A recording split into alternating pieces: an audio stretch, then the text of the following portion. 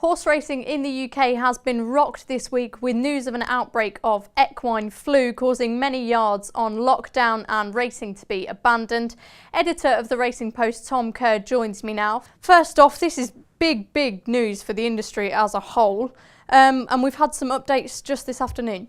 Yes, absolutely. Yesterday we heard that there'd been three cases, positive cases at Donald McCain's yard of equine flu, and today the BHA have announced that there's been a further 3 positive tests at McCain's yard, and crucially one of them, Razor Spark, ran at Ayr on Wednesday.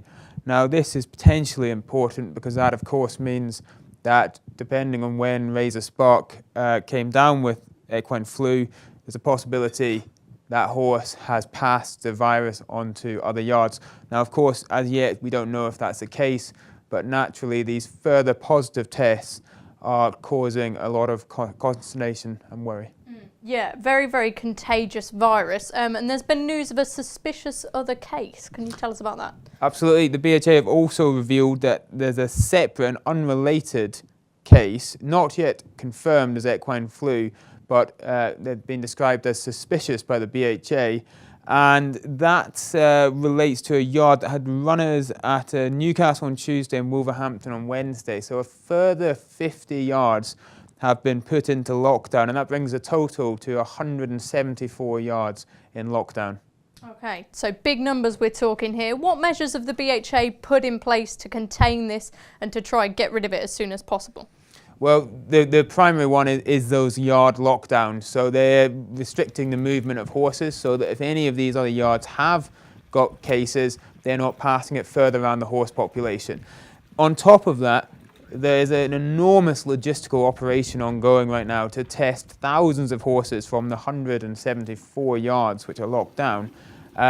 You can imagine how many veterinarians this will involve, how many samples it will produce, and there'll be a massive testing process taking place over the coming days, and that will be absolutely crucial as we discover then whether this equine flu virus has spread beyond Donald McCain's yard. Yeah, exactly. And initially it was said racing would return Wednesday the earliest. It's hard to predict, obviously, because we don't know the extent of the virus, but how likely do you think that is?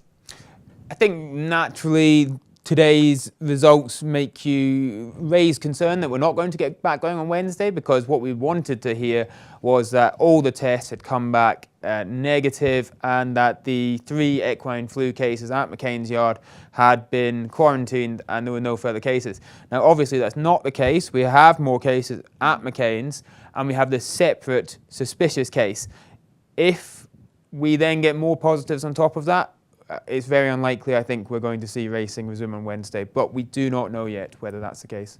Yeah, talking about racing being resumed, the Cheltenham Festival has to come into debate now, so close. Is there any chance that that could be rearranged, postponed, impacted by this? It's probably a little bit too soon to be talking about the possibility of Cheltenham being cancelled, but naturally, again, as I say, if we do discover that there are further cases of equine flu beyond the McCain yard, then naturally the BHA is going to have to take every step possible to stop the further spread, and that will mean that the shutdown continues. And the closer we get to Cheltenham, the more worries will rise that we're going to have some issues with the festival.